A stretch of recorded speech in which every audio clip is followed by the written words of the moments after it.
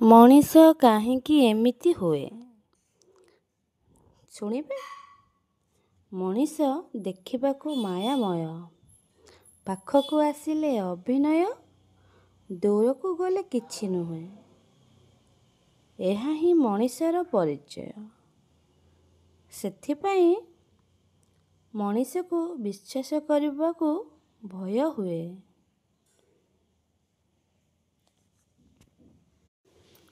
ଜରୁରୀ ନୁହେଁ ଯେ ଯିଏ ମିଠା ମିଠା ଭଲ କଥା କୁହେ, ଭଲ ସମ୍ମାନ ଦିଏ, ସିଏ ଭଲ ହେଇଥିବ ବୋଲି। ଆଜିର ଦୁନିଆରେ ଯିଏ ଯୋଜନା କରି ଷଡ଼ଯନ୍ତ୍ର କରୁଥାଏ, ସେଇ ମଣିଷର ଦୁଇଦିନିଆ ଆଚାର ବ୍ୟବହାର ବହୁତ ଭଲ ହୋଇଥାଏ।